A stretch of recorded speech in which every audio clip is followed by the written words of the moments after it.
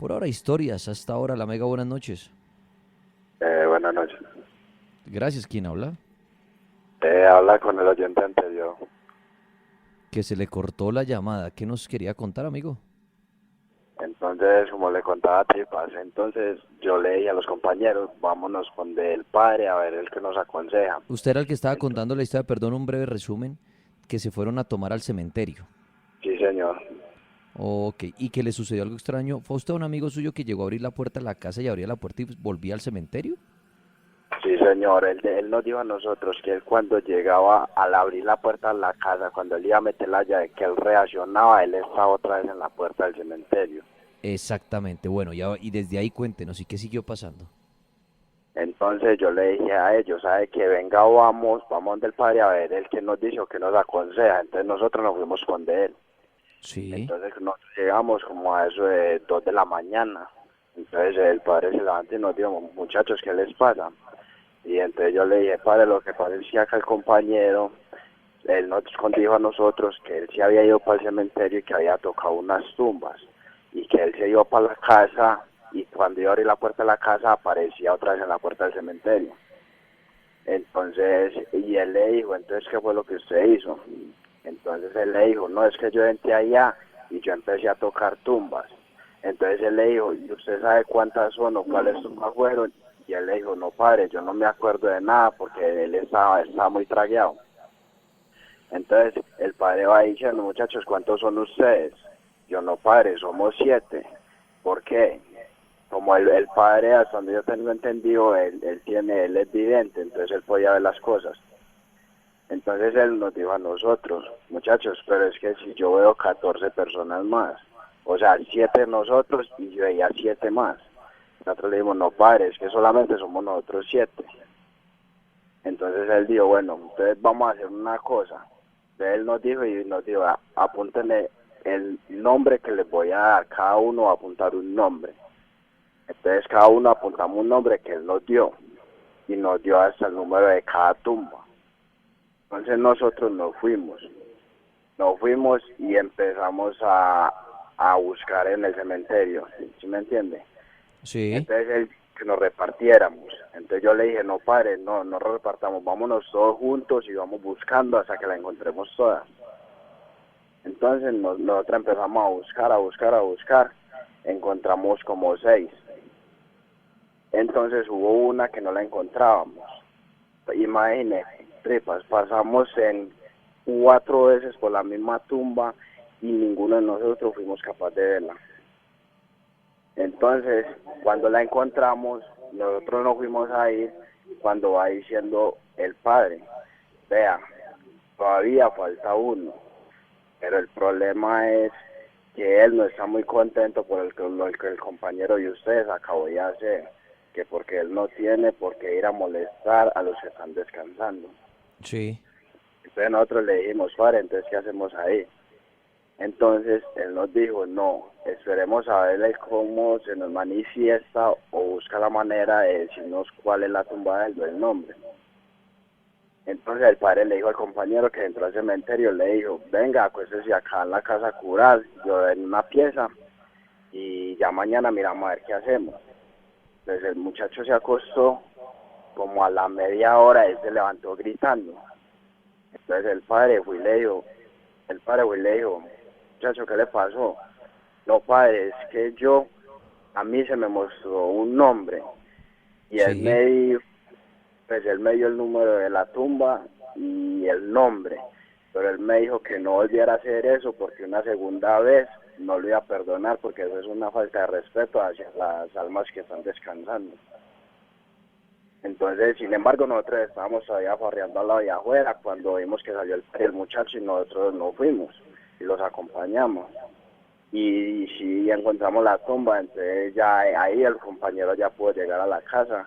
Entonces, por eso yo soy una de las personas que digo que eso es de respeto y, y es algo que hay que respetarlo mucho porque uno nunca sabe en qué situación haya morido o alguna cosa. Entonces, yo al respeto de eso, yo respeto mucho.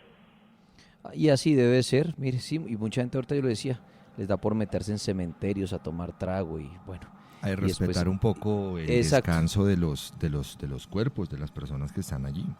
y se pueden llevar su susto porque no sabemos con qué nos estamos metiendo, no sabemos si son esos mismos espíritus que se atormentan o si hay unos como alguien que custodia desde el más allá los cementerios, esos lugares de descanso y pues son como los vigilantes del sector. 11:21 minutos, las historias de ustedes son bienvenidas a esta hora de la noche. Mañana brujería y también esta semana recorrido paranormal en vivo. La Mega, buenas noches.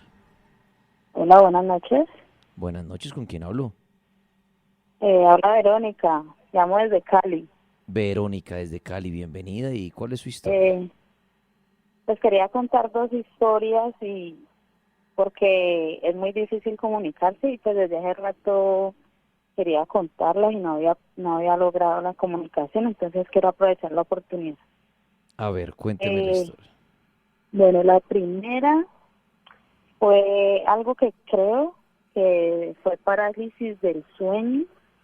En una ocasión, pues yo soy lesbiana y vivía con mi pareja Sí, en una casa que estábamos alquilando una casa y vivíamos allí. Y nosotros escuchábamos el programa constantemente y a mí personalmente toda la vida he sido muy miedosa. sí. Y yo le decía a mi pareja que no lo escucháramos, que lo apagara, que apagara el radio, que lo apagara, y ella no me hacía caso y escuchábamos historias, yo contra mi voluntad y a ella sí le gusta mucho todo el cuento y todo eso. Entonces, una noche de esas me quedé dormida y yo tuve un sueño que era la misma, o sea, la misma ubicación en la habitación, todas las Sí. cosas como las teníamos en la realidad estaban tal cual en el sueño.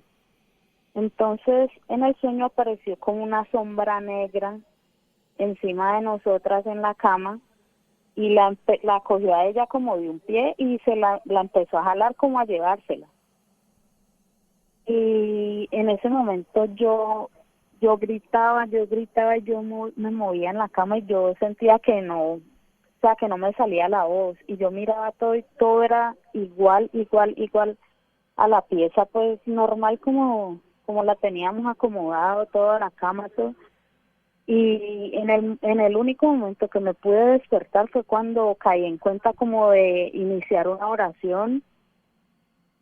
Empecé a orar y ese fue el único momento que me pude despertar y ahí sentí como que ya me pude desahogar y lloraba y ella se despertó y yo no podía decirle qué era lo que me había pasado.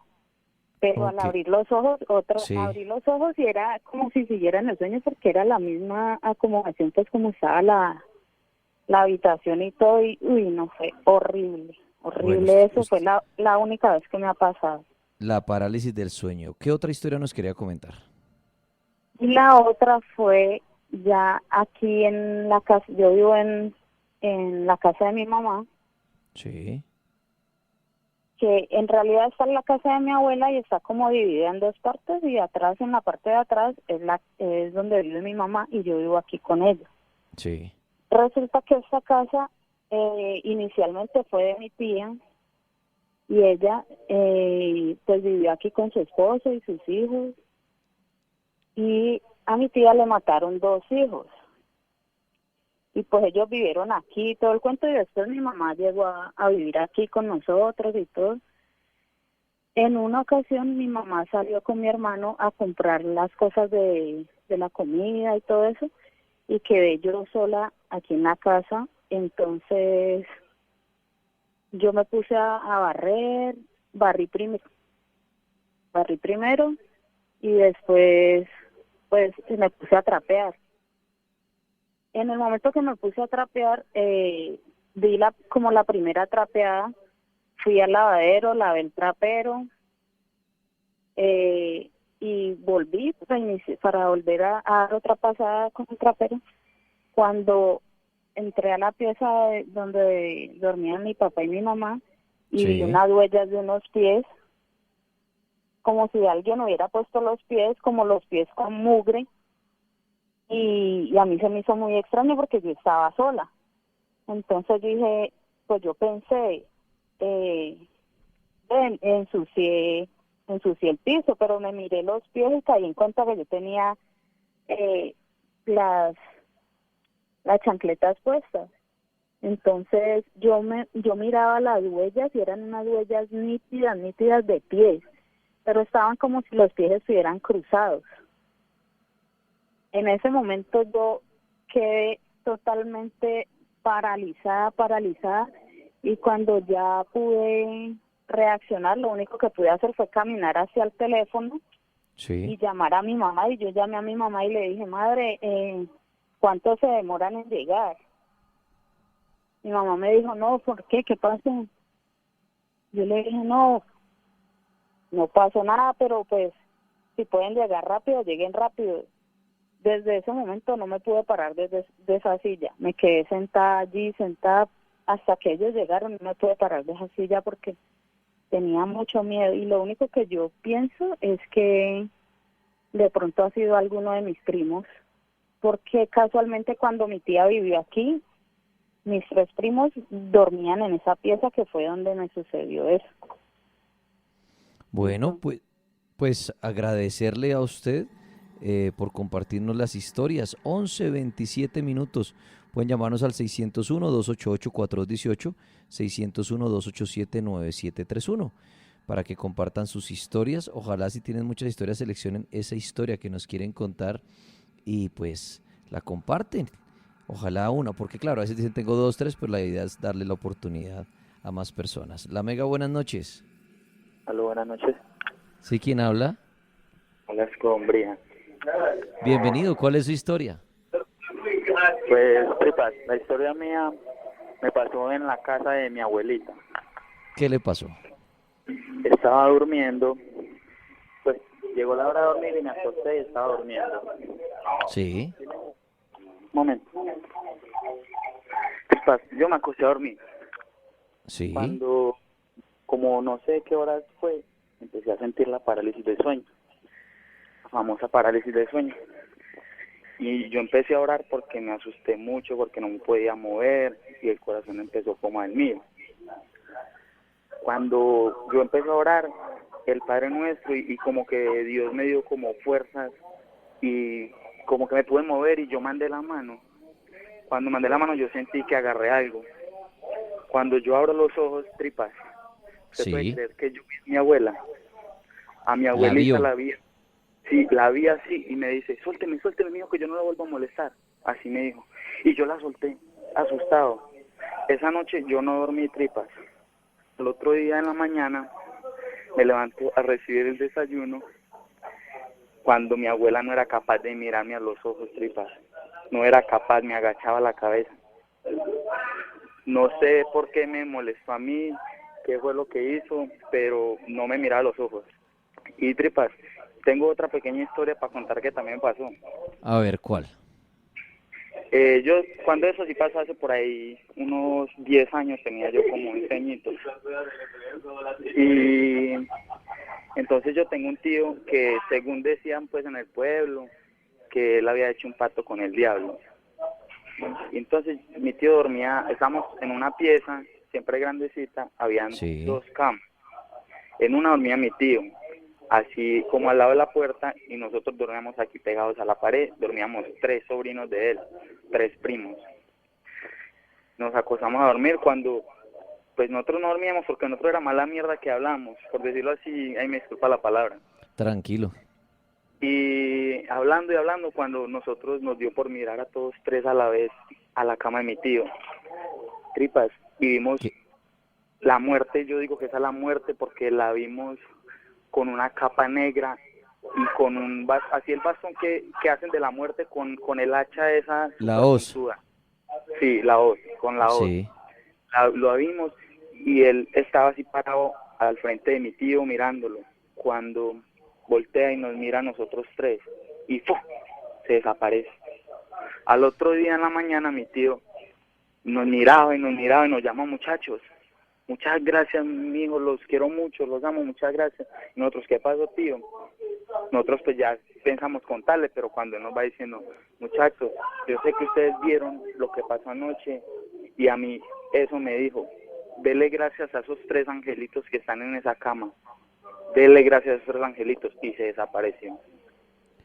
Oiga, yo le hago una pregunta, ¿por qué en el pueblo decían que su tío había hecho un pacto con el diablo? ¿Por qué se llegó a ese rumor? Porque pues la familia de nosotros nos cuenta que él sí hizo el pacto porque pues él consiguió mucho dinero, ¿sí me entiendes? Sí, Y muchas fincas, él nos heredó fincas y toda la familia, y entonces por eso decían que él hizo el pacto con el diablo, porque nosotros pero, éramos una familia muy pero pobre. consiguió dinero, pero digamos, oye, no trabajaba ni nada, o sea, le llegó la plata como de un día a otro y todo el mundo por eso empezó a decir eso.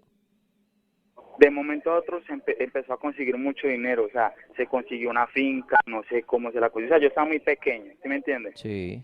Ya cuando él se murió, que yo tenía como 17 años, le heredó una finca a mi mamá, le heredó una finca a mis tías, a otra a la mamá de él, porque todavía estaba viva mi abuelita, y consiguió, o sea, consiguió muchas cosas que nosotros no teníamos nunca, pues, por decir así, la posibilidad de conseguir, porque éramos, como le digo, campesinos y no teníamos plata, éramos humildes, y de momento empezó a conseguir mucho dinero, y la gente decía que fue que él hizo un pacto con el diablo, y pues por lo que nosotros vimos y él nos dijo, pues yo creo que es verdad lo que decía la gente.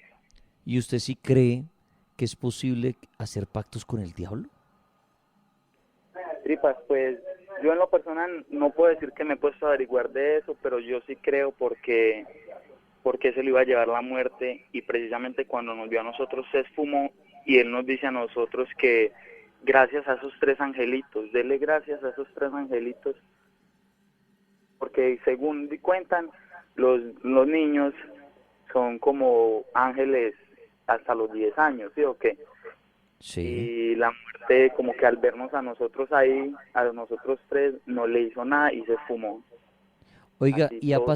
y han pasado cosas extrañas en la familia después, en nuevas generaciones o algo? Muchas veces se cree que los pactos con el diablo no los paga ni siquiera la misma persona que los hace, sino los hijos, los nietos. Suelen decir que el diablo, el negocio con el diablo es que le va a quitar una vida por generación a esa persona. Entonces, por ejemplo, nacen 2 hijos y uno muere de manera extraña, muy joven, una muerte muy dolorosa, después un nieto, y así se cree que el diablo a veces hace esos pactos llamados de sangre. ¿Ha pasado algo en su familia, muertes extrañas que uno pueda asociar con ese pacto de que tal vez hizo su tío? Pues tripas, a mí personalmente se me murió una niña recién nacida, y pues todavía me duele mucho acordarme de eso, pero yo creo más bien que no, por eso creo que el error vino como para nosotros como la consecuencia. La consecuencia fue que él quedó penando, porque en la finca que él heredó a mi mamá y en una que le heredó a unas tías, se aparece todas las Semanas Santas, el Jueves Santo y los Viernes Santos, se aparece pidiéndonos que oremos por él, que está sufriendo mucho y no ha podido descansar en paz. ¿Y hacen ustedes algo ya que tienen como los días exactos de la aparición de él y que estamos próximos al jueves y viernes santo? ¿Ustedes se van para allá a verlo, a orarle, a rezarle? ¿Hacen algo especial? Nosotros primero éramos muy asustados, pues mi mamá y nosotros éramos muy asustados. Y entonces dijimos, pues como él se nos presenciaba así y nos hablaba y nos decía que oráramos por él, que está sufriendo mucho, no ha podido descansar en paz. Entonces, a consecuencia de eso, hicimos 2 misas el Jueves Santo, pues después del otro año que se nos apareció la primera vez. Fue como en el 2015 que se nos apareció la primera vez. Entonces hicimos una misa el Jueves Santo en la finca de mi mamá y una misa el Viernes Santo en la finca de mis tías. Sí. Y pues no sé si eso ayude mucho, tripas, porque esta es la hora que mis tías que viven allá en la finca de ella, en la de mi mamá no ha vuelto a aparecer, gloria a Dios, pero en la de mis tías se sigue apareciendo y pidiéndoles que oren por él, que no ha podido descansar en paz, que sufre mucho, y no sé qué, por qué no podrá descansar en paz, ya porque vendió el alma o algo.